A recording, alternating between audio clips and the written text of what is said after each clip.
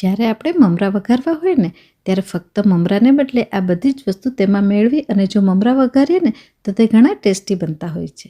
તો ચાલો જોઈએ આ બધી વસ્તુ મેળવી અને મમરા કેવી રીતે વઘારાય છે. હું છું મમતા ભટ્ટ અને મારી ચેનલમાં તમારું ઘણું સ્વાગત છે. તો મમરાને આપણે સારી રીતે મિક્સ કરી શકીએ તે માટે થોડા મોટા વાસણનો ઉપયોગ કરીશું અને તેમાં 2 ટેબલસ્પૂન તેલ લઈ લઈશું. તેમાં એક સમારેલું લીલું મરચું અને 12થી 15 લીમડાના પાન એડ કરી આપણે તેને ત્યાં સુધી સાતળીશું કે જ્યાં સુધી તે ક્રિસ્પી ના થઈ જાય.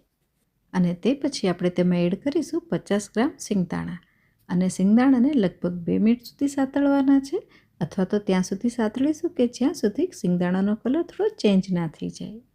તે પછી તેમાં 50 ગ્રામ દાળિયા એડ કરી અને તેને આપણે લગભગ 1 મિનિટ સુધી સાતળી લઈશું.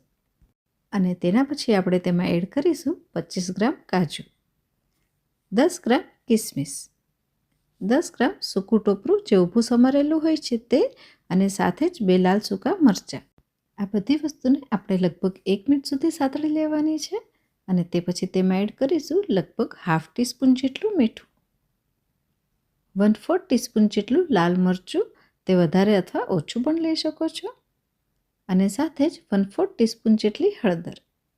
અને હવે બધી જ વસ્તુને આપણે એકદમ સારી રીતે મિક્સ કરી લઈશું. અને જ્યારે સરસ રીતે મિક્સ થઈ જાય ને તે પછી તેમાં એડ કરીશું 200 ગ્રામ મમરા. આપણે જ્યારે મમરા એડ કરીએ ને તે પહેલાં જ આપણે તેને ચાળી લઈશું એટલે તેમાં જે પાવડર હોય છે ને તે બધું દૂર થઈ જાય. એકવાર બધી વસ્તુને સારી રીતે મિક્સ કરી લઈશું એટલે મમરા નીચે દાજી ના જાય.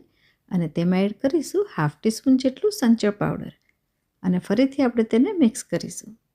મમરાને આપણે ત્યાં સુધી શેકીશું કે જ્યારે મમરા ગરમ હોય ને ત્યારે જ ક્રિસ્પી બની જાય.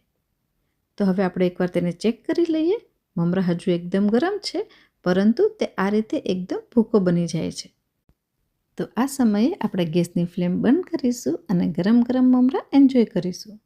આ મમરા ઘણા લાંબા સમય સુધી સ્ટોર કરવા હોય તો એરટાઇટ ડબ્બામાં ભરી અને ઘણા લાંબા સમય સુધી તમે તેને સ્ટોર કરી શકો છો. ફરી મળીશું એક નવી રેસીપી સાથે અને ત્યાં સુધી bye. Cook tasty, stay healthy. Take care.